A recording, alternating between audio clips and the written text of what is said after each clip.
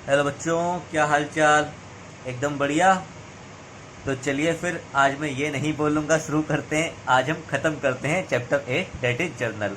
This is our last lecture of journal, lecture 20। आज हमारा chapter 8 जो जर्नल है ख़त्म हो जाएगा। तो चलिए फिर ख़त्म करते हैं। मेरा नाम है मोहित और आप लोग देख रहे हैं आपका अपना चैनल अकाउंट्स वाला। तो चलिए शुरू करते हैं। अब बच्चों मैं आपको क्वेश्चन 32, 33 और 34 और 35 ये पूरे पूरे नहीं कराऊंगा क्योंकि एंट्रियाँ सारी रिपीटेड है। अब मैं इसमें कुछ कुछ एंट्रियाँ मैंने देखी हैं जो आपको शायद टफ लगेंगी, मैं वो करा रहा हूँ। तो देखिए, पहली एंट्री आपकी है क्वेश्चन नंबर 32 की, जनवरी 12 की। क्वेश्चन नंबर है आपका 32, डेट है जनवरी 12। मैं आपको क्वेश्चन ऊपर से पढ़ता हूँ। डी चड्डा दिल्ली के हैं। कमेंट्स किया इन्होंने बिजनेस 1 जनवरी 2018 को। Which transaction for the month are given below. आपको इनकी ट्रांजेक्शन गिवन है, कौन से मंथ की है? जनवरी की। ये बात लिखी है यहाँ पे जनवरी 12 में। Paid rent at the rate 15,000 per month for 3 month up to March. Paid CGST and SGST 6% each. देखिए, रेंट को पे कर रहे हैं जनवरी में और रेंट पे कर रहे हैं वो 3 महीने का, अप टू मार्च। और आपका ईयर भी एंड हो रहा है अप टू मार्च। ईयर आपका मार्च में खत्म हो जाएगा। तो यहाँ पे कोई एडवांस रेंट नहीं है क्योंकि जो मार्च के बाद होता, मैंने आपको बता रखा है outstanding expense, prepaid expense, outstanding income, prepaid income और एक्रूड इनकम। ये जो एंट्रीज होती हैं ये एडजस्टमेंट एंट्री होती है जो ईयर एंड पे करते हैं। तो ईयर एंड पे यानी मार्च के महीना में आपका ईयर एंड होगा और इन्होंने रेंट पे करा है मार्च तक का। तो मार्च के बाद आप बताइए क्या कोई एडवांस रेंट है? नहीं। जनवरी में पे करा है तो जनवरी में तो दिख रहा है एडवांस है, लेकिन जनवरी से मार्च तक का किया है। हम एडजस्टमेंट एंट्री कब करते हैं? ईयर एंड पे। ईयर एंड आपका होगा मार्च में। तो क्या मार्च में कोई एडवांस रेंट होगा? नहीं।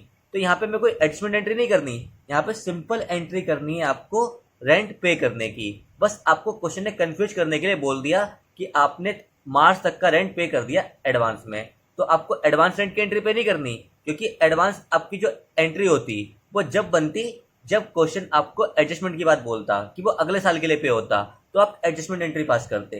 लेकिन वो तो करंट ईयर के लिए ही है। मैं एज्यूम्पशन ले रहा हूँ कि आपका ईयर एंड मार्च में हो रहा है, तो मार्च में अगर ईयर एंड हो जाएगा तो क्या कोई एडवांस रेंट है हमारा? नहीं। तो सिंपल एंट्री होगी रेंट अकाउंट डेबिट। देखिए मेरे साथ साथ, रेंट अकाउंट डेबिट, आपने GST पे करना है। Input CGST account debit, input SGST account debit to person का नाम। पर्सन का नाम क्या है? Sorry, to cash bank. मैं भूल गया, नाम नहीं लिखना आपको, कैश बैंक लिखना है। टू कैश या बैंक अकाउंट। देखिए, आपका रेंट है 15,000 पर मंथ, तो 3 महीने का हो जाएगा 45,000। मुझे उम्मीद है इतनी बात में कोई दिक्कत नहीं होगी आपको। इस पे आपको लगाना है 6% CGST, 6% SGST। तो वो कितना होगा? तो 45,000 का 6% होगा आपका 2,700 और 2,700, 27×2 = 50, 400। तो ये आपकी टोटलिंग आ गई 50,400। बिल्कुल सिंपल।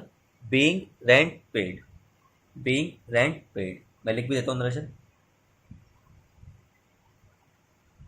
यहाँ पे आपको जो उसने बोला है अप टू मार्च तक का पे किया, वो आपको कंफ्यूज करने के लिए क्या कि ताकि आप एडजस्टमेंट एंट्री करो, एडवांस की दिखाओ। एडवांस जब होता जब ये अगले साल के लिए होता। तो ये सिंपल था, आपको रेंट पे करना है। बस आपने 3 महीने का किया तो आपको देखना है कि क्या अगले साल जा रहा है ये? नहीं। अगले साल नहीं जा रहा तो एडवांस नहीं है, क्योंकि हमें क्वेश्चन ने मंथ बता दिया।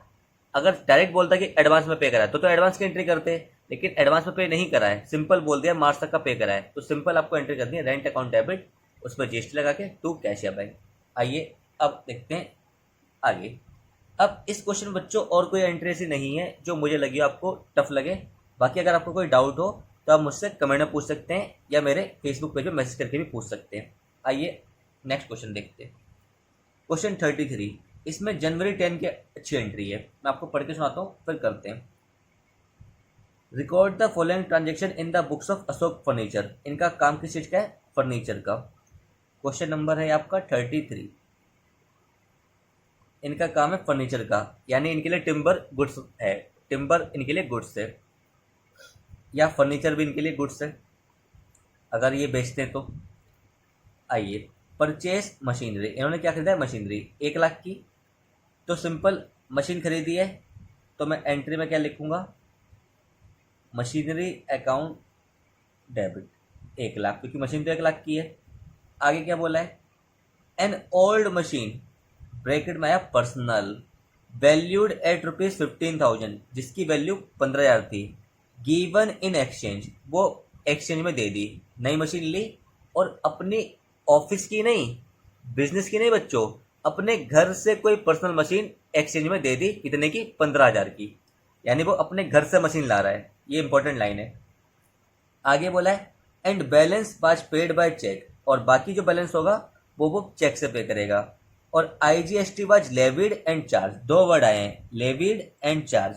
लेवी किस पे होगा? जो आप उसको मशीन दे रहे हैं उस पर आप लेवी करेंगे, और चार्ज किस पे होगा? जो आप खरीद रहे हैं। लेवी, सॉरी उल्टा बोल दिया मैंने, जो आपका लेविड है वो किस पे? जो आप बेचेंगे यानी एक्सचेंज देंगे, और चार्ज जो आप खरीद रहे हैं। आइए, तो मशीन अकाउंट डेबिट 1 लाख। अब इस पे आप GST भी पे करेंगे। इनपुट IGST अकाउंट डेबिट कितना हो जाएगा? 1 लाख का 12%, 12,000। अब आपको लिखना है टू ओल्ड मशीन, क्योंकि आपकी मशीन जा रही है टू ओल्ड मशीन। बच्चों अगर आप ओल्ड मशीन लिखोगे तो ये गलत है, तो ये गलत है। क्यों? क्योंकि आप जो मशीन दे रहे हैं वो अपने पर्सनल मशीन दे रहे हैं। पर्सनल का मतलब क्या है? यहाँ पे आप मशीन अपने घर से लाके दे रहे हैं। आप मशीन अपने घर से लाके दे रहे हैं। इट मीन्स आप अपनी कैपिटल इंट्रोड्यूस कर रहे हैं। घर से हम जो भी चीज़ लेके आते हैं बिजनेस में, वो हमारी कैपिटल होती है। तो अब आप जो घर से मशीन ला रहे हैं वो बिजनेस में तो नहीं आ रही है, लेकिन उसके बदले बिजनेस में एक मशीन आ रही है, तो मशीन तो आ जाएगी, डेबिट हो गई। लेकिन बढ़ेगा क्या साथ में? कैपिटल भी बढ़ेगी, क्योंकि उसके लिए आपने जो पेमेंट करी है वो अपने घर की मशीन से करी है। तो घर की मशीन से करने का मतलब क्या है? आपने व्यापार में कुछ पैसा लगाया, अब वो कैश की फॉर्म में नहीं लगाया, वो आपने मशीन की फॉर्म में लगाया, क्योंकि आपने पुरानी मशीन दे दी। तो आपकी यहाँ पे ओल्ड मशीन की जगह क्या वर्ड आएगा? To capital. आपका ओल्ड मशीन की जगह वर्ड आएगा टू कैपिटल अकाउंट। कितने रुपए से आएगा? ये आपकी थी 15,000 की, और इस पे आप जो मशीन आपने दी है उस पर आप GST भी लेंगे, उस पर आप GST भी लेंगे। तो टू आउटपुट IGST अकाउंट। खरीदते समय आप देते हैं, जो आपने बेची है यानी जो एक्सचेंज में दी है उस पर आप कलेक्ट करेंगे। तो जो आउटपुट आप कलेक्ट करते हैं, जो GST आप कलेक्ट करते हैं, वो आपकी लाइबिलिटी है। लाइबिलिटी बढ़ जाएगी, क्रेडिट। कितनी होगी बच्चों? आपकी मशीन थी 15,000 की, 15,000 का 12%, 1,800, 1,800। अब आगे क्या लिखना है? बैलेंस आपने पे किया चेक से, कितना बचा बैलेंस? ये टोटल हो गया 1,12,000, ये हो गया क्रेडिट। तो 1,12 में से आपको घटाने 16,800 टू बैंक अकाउंट। चेक से पे करने मतलब है फर्म का बैंक अकाउंट कम हो जाएगा। तो 1,12,000 माइनस 16,800, तो ये आपका आ जाएगा 95,200। यानी बैंक आपका कम होगा 95,200 से। कैसे आया मैं फिर से बताता हूँ। नई मशीन लिया आपने, डेबिट, इस पर GST लगाया, डेबिट। टू आपकी मशीन नहीं गई, आपने घर से मशीन लेके आए। अगर बिजनेस की ही मशीन देते हैं तो लिखते टू ओल्ड मशीन, लेकिन आप मशीन घर से लेके आए हैं यानी आपने कैपिटल इंट्रोड्यूस करी है। इसका मतलब है बिजनेस में आपने कैपिटल इंट्रोड्यूस करी है, तो आप लिखेंगे टू कैपिटल 15,000, और जो मशीन दी है उस पर आप GST कलेक्ट करेंगे, उस पर आप चार्ज करेंगे। तो टू आउटपुट IGST 1,800। ये आपके लिए लाइबिलिटी है, क्योंकि जो आपने मशीन दी है उस पर आपको GST मिलेगा, वो आपको पे करना है गवर्नमेंट को, और बाकी बैलेंस आपने पे किया बैंक से। तो बिल्कुल सिंपल है। Being machinery purchased narration and given machine in from personal account. आगे अब देखते हैं एक और एंट्री इसी क्वेश्चन की, जनवरी 31 की। देखिए लिखा है आप बेच रहे हैं फर्नीचर। सिंपल एंट्री है, मैं बस बता रहा हूँ क्योंकि ये लिंक है अगली एंट्री से। Sold furniture to Rakesh of the list price of ₹10,000 and allowed him 10% trade discount, charge CGST and SGST 6% each. आपने राकेश को फर्नीचर बेचा, ये आपकी एंट्री है। ये थी आपकी जनवरी 10 की, ये आपकी है जनवरी 31 की। देखिए देखिए, आपने फर्नीचर बेचा है किसको, राकेश को, और आपका काम भी फर्नीचर का है, तो फर्नीचर आपके लिए गुड्स हुआ। आगे लिखा है लिस्ट प्राइस था 10,000, आपने दिया डिस्काउंट 10%, कहीं नहीं बताया कैश बैंक है, जीएसटी लगाना है 6% सीजीएसटी और 6% एसजीएसटी। तो डेटर आपका बढ़ेगा क्योंकि आपको पैसा तो मिल नहीं रहा है, उधार से ले क्रेडिट में, तो Rakesh debit to sales account to output CGST account to output SGST account. Sale कितने की है, 10,000 लिस्ट प्राइस है, 10% ट्रेड डिस्काउंट, तो ये 9,000 आ जाएगा। ये मुझे उम्मीद आपको समझ में आ गया होगा, नहीं आया तो मैं यहाँ पे करके दिखाता हूँ। List price ₹10,000 less trade discount at the rate 10%, 1,000 हो गया। ट्रेड डिस्काउंट के बाद जो वैल्यू आती है वो होती है आपकी नेट सेल वैल्यू, जिससे आप रिकॉर्ड करते हैं अपनी सेल को। इस पर आपको लगाना है आउटपुट सीजीएसटी, आउटपुट एसजीएसटी। ये कितना आ जाएगा, 540, तो ये बन जाएगा 10,080। तो यहाँ पे लिख दिया मैंने 540, 10,080। मुझे उम्मीद है आपको इतनी बार समझ में आ गई होगी। आइए अब देखते हैं आगे नेक्स्ट एंट्री। नेक्स्ट एंट्री में क्या है, old furniture valued at ₹500 was taken from Rakesh in exchange. आपने राकेश से फर्नीचर खरीदा भी है, पुराना खरीदा है एक्सचेंज में, मीन्स अभी आप राकेश को फर्नीचर बेचे थे वो आपके लिए गुड्स था, लेकिन अब आप राकेश से पुराना फर्नीचर ले रहे हैं एक्सचेंज में, और सीजीएसटी एसजीएसटी से आपको पे करना है 6%।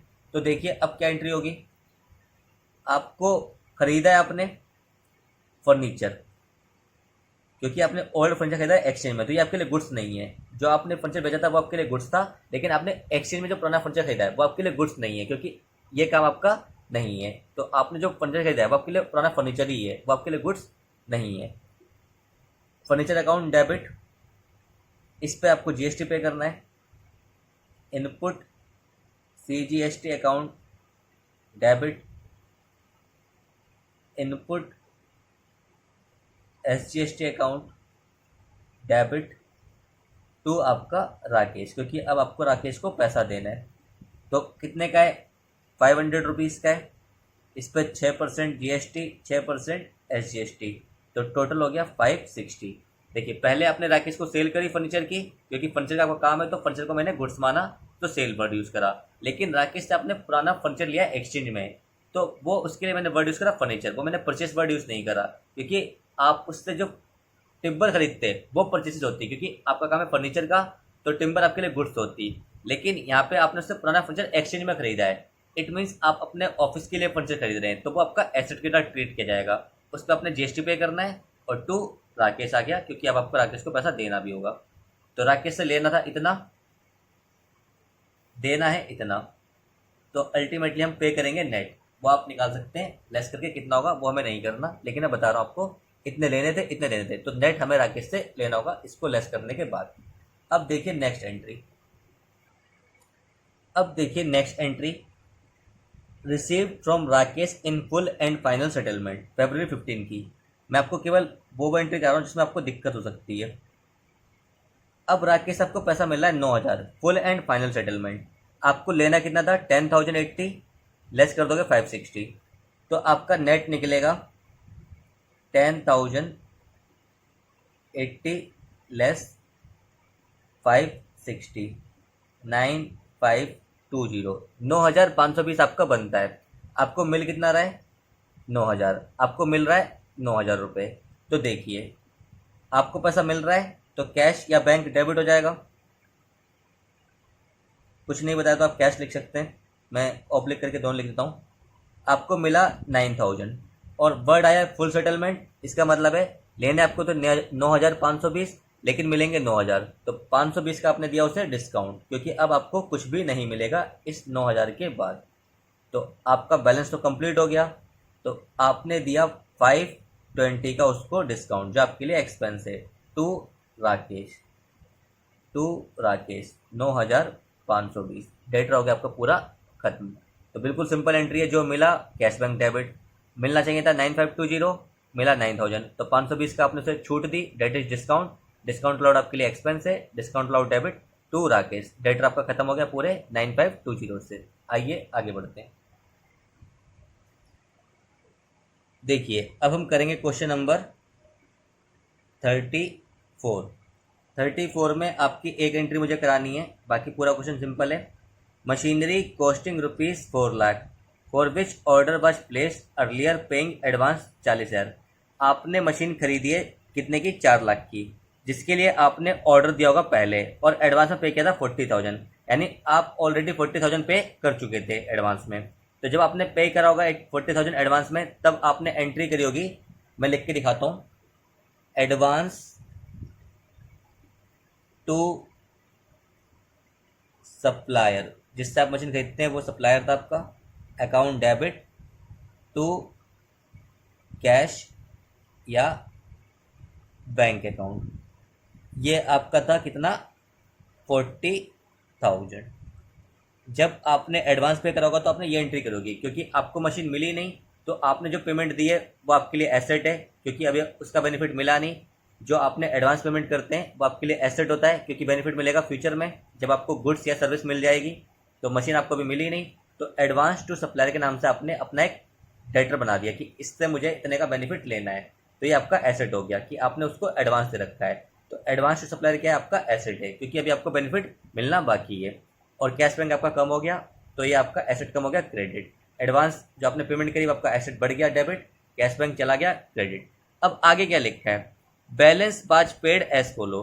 तो अब आपको जो बैलेंस था, मशीन थी 4,00,000 की, अब आपने 40 तो पहले पे कर दिए थे, बैलेंस कैसे पे करा है ये बता रखा है। तो अब जो आपने 40 पे करा है उसको भी एडजस्ट करेंगे पेमेंट की एंट्री में। तो आइए देखते हैं कैसे करना है। एन ओल्ड मशीन पर्सनल, फिर से बढ़ाया personal, valued at ₹30,000 was given in exchange. Personal machine आपने दी है, गिवन इन एक्सचेंज, तो आपकी जो ओल्ड मशीन गई है पर्सनल वाली, वो आपकी कैपिटल होगी। आगे बोला है issued a cheque from his saving account of ₹1,30,000, और आप घर से भी पैसा दे रहे हैं 31, तो ये भी आपकी कैपिटल होगी। And balance by issue of cheque from firm's bank account, और बाकी बैलेंस आप देंगे फर्म के बैंक अकाउंट से। तो देखिए एंट्री कैसे बनेगी आपकी। मशीन आपके पास आएगी, आप एंट्री करेंगे मशीनरी अकाउंट डेबिट। अच्छा, इस क्वेश्चन में बच्चों जीएसटी नहीं है, तो जीएसटी की बात नहीं होगी। नहीं तो क्या होता, आप जो खरीद रहे हैं उस पर जीएसटी पे करते और जो आप जो देते उस पर जीएसटी कलेक्ट करते, जैसे मैंने पिछले क्वेश्चन में कराया था। यहाँ पे जीएसटी नहीं है तो डायरेक्ट एंट्री होगी। मशीन कितने की आएगी बच्चों? 4,00,000 की। तो पेमेंट इसकी कैसे करेंगे? पहले तो इसको एडजस्ट करेंगे, क्योंकि ये आपने जो 40 दे रखे हैं, अब ये एडजस्ट हो जाएगा क्योंकि अब आपको मशीन मिल गई है। तो आपने जो 40 के नाम से एडवांस टू सप्लायर एसेट खड़ा किया था, अब इस एसेट को खत्म कर देंगे, तो ये आपका एडजस्ट हो जाएगा मशीन की पेमेंट से टू एडवांस टू सप्लायर, क्योंकि अब आपको मशीन की पेमेंट करनी है। तो 40 तो आपने पहले कर रखी है, तो अब इस 40,000 को आपको एडजस्ट करना है। तो एडजस्ट कैसे होगा? 40 आपने डेबिट किया था, अब ये खत्म हो जाएगा, तो 40 आपका हो गया क्रेडिट। अब बाकी 360 के लिए आपने क्या करा है? एक दी है पर्सनल मशीन, तो पर्सनल मशीन के लिए आप वर्ड यूज करोगे कैपिटल अकाउंट, और फर्म के बैंक अकाउंट से भी दिए 31, ये भी कैपिटल हुई। तो टोटल आपने 31 + 30 1,60,000 दे दिया कैपिटल से, 1,60,000 दे दिया कैपिटल से। और बाकी फर्म के लिए आपने यूज करा है बैलेंस बैंक अकाउंट, तो टू बैंक अकाउंट लिखा है balance by issue of cheque from firm's bank account. तो बैलेंस कितना बच गया? बैलेंस आपका बच गया 2,00,000। तो 2,00,000 आपने पे कर दिए फर्म के बैंक अकाउंट से। 4,00,000 में से ये घटा दोगे आप 2,00,000, तो 2,00,000 बचेंगे, तो आपने 2,00,000 पे कर दिए फर्म के बैंक अकाउंट से। तो बच्चों मुझे उम्मीद है आपको ये समझ में आया होगा। अब इस चैप्टर में कोई एंट्री तो नहीं आई अनसॉल्व क्वेश्चन में, लेकिन आपको एक कॉन्सेप्ट बताता हूँ छोटा सा, जो आपको शायद नहीं पता होगा, रह गया होगा। लास्ट कॉन्सेप्ट है, देखते हैं। Concept of rebate. बच्चों रिबेट का कॉन्सेप्ट क्या? बिल्कुल सिंपल सा कॉन्सेप्ट है, बस 5 मिनट दो आप मुझे, आपको अच्छे समझ में आएगा। देखो रिबेट भी बच्चों डिस्काउंट की तरह है। जैसे डिस्काउंट से हमारी वैल्यू कम होती है, ट्रेड डिस्काउंट जैसे हमें मिलता है, तो वो डायरेक्ट हमारी सेल प्राइस या परचेस प्राइस से लेस हो जाता है। तो ट्रेड डिस्काउंट से भी हमारी गुड्स की वैल्यू कम होती है, कंसेशन मिलता है। रिबेट भी हमारी क्या करती है, गुड्स की वैल्यू को कम करती है, लेकिन इसका पर्पस अलग होता है। ट्रेड डिस्काउंट हमें मिलता है किस पर्पस से, कि हमें लार्ज क्वांटिटी बेचनी है, हमें कस्टमर को लुभाना है कि आप ज़्यादा सामान खरीदोगे तो हम आपको डिस्काउंट देंगे, तो वो होता है ट्रेड डिस्काउंट। रिबेट का रीजन ये नहीं होता, रिबेट का रीजन होता है इसके अलावा। क्या रीजन हो सकता है, आपको गुड्स अच्छी क्वालिटी के नहीं मिले, आपने जैसे ऑर्डर किए थे उसके हिसाब से गुड्स आपको नहीं मिले, या फिर आपकी स्पेसिफिकेशन जो उसने बताई थी उस तरह की स्पेसिफिकेशन पूरी नहीं हुई, मीन्स गुड्स आपको डिफेक्टिव मिले या फिर अच्छी क्वालिटी के नहीं मिले जो आपने बोले थे। तो अब आप बोलते हो भाई मान लो मैंने आपसे 10,000 का सामान लिया लेकिन इसकी क्वालिटी 8,000 रुपये की है, तो मैं आपको 8,000 ही दूंगा, तो आप सामने वाले पर्सन को 2,000 रुपये नहीं दे रहे हैं। इसे हम ऐसे ही बोल सकते हैं कि सामने वाला पर्सन आपके 2,000 रुपये छोड़ रहा है, तो ये जो उसने 2,000 रुपये छोड़े due to poor quality of goods, इसी को हमने नाम दिया रिबेट का। तो अगर आप किसी के छोड़ेंगे तो आपके लिए रिबेट एक्सपेंस है, तो आपका रिबेट डेबिट होगा, जैसे डिस्काउंट डेबिट होता है। और अगर कोई आपके पैसे छोड़ रहा है तो आपको रिबेट मिल रही है, तो आपके लिए रिबेट रेवेन्यू है, तो आपका रिबेट क्रेडिट होगा। तो देखिए मैं आपको बताता हूँ, अगर आपने if B purchase goods on credit ₹10,000, मैंने 10,000 रुपये के गुड्स खरीदे, तो क्या एंट्री होगी बच्चों, बिल्कुल सिंपल तरीके से बताना। परचेसेस अकाउंट डेबिट 10,000, मान लीजिए इस पर CGST SGST भी है, CGST एंड SGST @6% ईच, तो इस पर आप टैक्स पे करेंगे। इनपुट CGST अकाउंट डेबिट 600 रुपये, इनपुट SGST अकाउंट डेबिट 600 रुपये, टोटल हो जाएगा 11,200 बीइंग गुड्स परचेज। अब क्या हो रहा है, अब गुड्स की क्वालिटी अच्छी नहीं थी, तो आपने बोला भाई मेरे को आपको पूरे पेमेंट नहीं करूंगा, मेरे को आप रिबेट दो कुछ। आपको सपोज करिए सामने वाली पार्टी ने टू क्रेडिटर, सॉरी मैं लिखना भूल गया, टू क्रेडिटर, आपने क्रेडिटर से बोला कि मेरे को रिबेट चाहिए, मेरे को आपकी क्वालिटी के गुड्स अच्छे नहीं हैं, तो क्रेडिटर ने आपके 2,000 रुपये छोड़ दिए। मान लीजिए क्रेडिटर ने आपके 2,000 रुपये छोड़ दिए, तो आप क्या एंट्री करेंगे बच्चों, या आपको रिबेट मिली है या आपको रिबेट मिल रही है, तो आपका क्रेडिटर हो जाएगा डेबिट, क्योंकि अब आपको क्रेडिटर को पेमेंट नहीं करनी जितने की आपको रिबेट मिली है, तो आपकी हो जाएगी रिबेट 2,000 की। और इसके ऊपर जो आपने टैक्स पे किया था, जो आपकी 2,000 की परचेज थी, इस पर आपने टैक्स पे किया था, तो 2,000 रुपये की आपकी रिबेट क्रेडिट हो गई, इसका जो टैक्स था वो भी आपका रिवर्स हो जाएगा। टू इनपुट CGST अकाउंट 2,000 का 6% 120, to input SGST account 120, total हो गया आपका 2,240। देखो बच्चों बड़ा सिंपल है, आपको उसने 2,000 रुपये की रिबेट दी, यानी परचेस की वैल्यू 2,000 रुपये से कम हो गई, तो एक्चुअल परचेस आपकी 10 थी, तो आपने परचेस क्रेडिट नहीं करना, आपने रिबेट क्रेडिट करना है, क्योंकि आपको जो रेवेन्यू मिला है, आपको जो फ़ायदा मिला है, वो आपका फ़ायदा रिबेट के नाम से रिकॉर्ड किया जाएगा, क्योंकि उसने आपको 2,000 रुपये की रिबेट दी है, तो ये आपका रेवेन्यू है, तो 2,000 रुपये से आपकी गुड्स की वैल्यू कम हुई। अब इस पर जो आपने टैक्स दिया था वो भी रिवर्स होगा, क्योंकि आपको पूरे का क्रेडिट नहीं मिलेगा। अगर आप 600 यहाँ पे लिखेंगे तो आप गवर्नमेंट से बोलेंगे कि मेरा जो टैक्स का एसेट है वो 1,200 रुपये है, लेकिन अगर 2,000 रुपये की आपको रिबेट मिल गई तो गवर्नमेंट आपको 1,200 रुपये का टैक्स का बेनिफिट थोड़ी देगी, गवर्नमेंट बोलेगी इस बेनिफिट को आप रिवर्स करो, मतलब हम आपको नहीं देंगे जो आपको रिबेट मिली है। तो 2,000 रुपये का 6% 120, 6% 120, 240 हुआ, तो टोटल आपका क्रेडिटर कम हो गया 2,240 से, और ये आपकी हो गई रिबेट की एंट्री। ये कब थी बच्चों, जब आपने गुड्स परचेज करे। अगर आप सेल करेंगे तो क्या एंट्री होगी, आइए फटाफट देखते हैं। सेल करते तो एंट्री होती है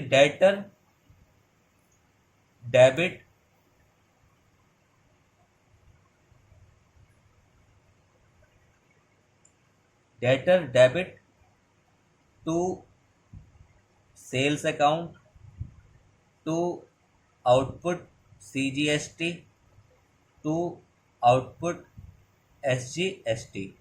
मान लीजिए सेल करी आपने 5,000 की,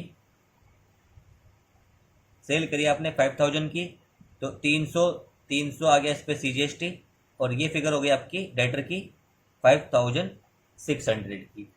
अब आपको अगर 1000 रुपये की रिबेट मिल रही है, अब आपको 1000 रुपये की रिबेट देनी पड़ रही है, मिल नहीं रही है, सेल पे आप रिबेट देंगे। आपने गुड्स अच्छी क्वालिटी के नहीं दिए, तो आपका डेटर बोल रहा है मुझे रिबेट दो, आपने 1000 रुपये की रिबेट दे दी, तो आपके लिए रिबेट क्या है? आपके लिए रिबेट एक्सपेंस है। आप एंट्री करेंगे रिबेट डेबिट, जो आपने जीएसटी पे करा इस पर रिवर्स करेंगे, output CGST debit, output SGST debit to आपका डेटर। मान लीजिए आपने 1000 रुपये की रिबेट दी है, तो इस पे आप 6% का जीएसटी रिवर्स करेंगे, 60 1120।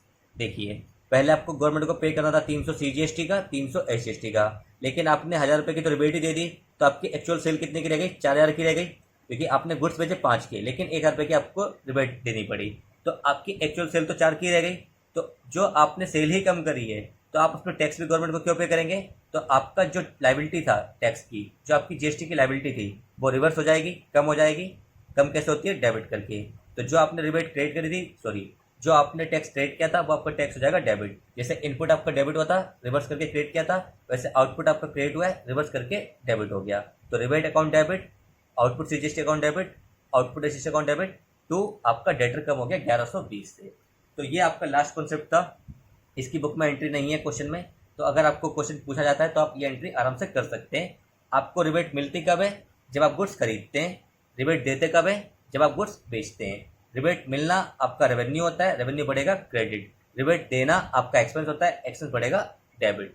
तो मुझे उम्मीद है बच्चों आपको ये चैप्टर अच्छे समझ में आया होगा। आपका कोई भी डाउट है आप मुझसे कमेंट सेक्शन में या मेरे फेसबुक पेज पे पूछ सकते हैं। आपको कोई भी डाउट है आप मुझे डायरेक्ट मैसेज करिए, मैं आपको रिप्लाई दूंगा। और मुझे उम्मीद है आपको ये चैप्टर अच्छे समझ में आया होगा। ये पेपर का आपका बहुत ही इंपॉर्टेंट चैप्टर है, ये आपकी बैकबोन है अकाउंटिंग की। इस चैप्टर को आप लोग अच्छे से करिए। मैं आपको डिस्क्रिप्शन में 1 to 20 तक सभी चैप्टर के सभी लेक्चर के लिंक दे दूंगा। आपको किसी भी लेक्चर में डाउट हो आप अच्छे से देखिए। अगर कोई भी चीज़ आपको नहीं समझ में आती है आप मुझसे पूछिए। मुझे उम्मीद है आपको ये चैप्टर अच्छे समझ में आया होगा। फिर मिलेंगे बच्चों अगले चैप्टर में, नए चैप्टर में, नए वीडियो के साथ। तब तक के लिए गुड बाय, टेक केयर। और अगर हाँ वीडियो अच्छा लगा हो और मेरी मेहनत अगर आपको अच्छी लगी हो तो प्लीज़ वीडियो को लाइक करिए, चैनल को सब्सक्राइब करिए। Till then take care, good bye, bye bye.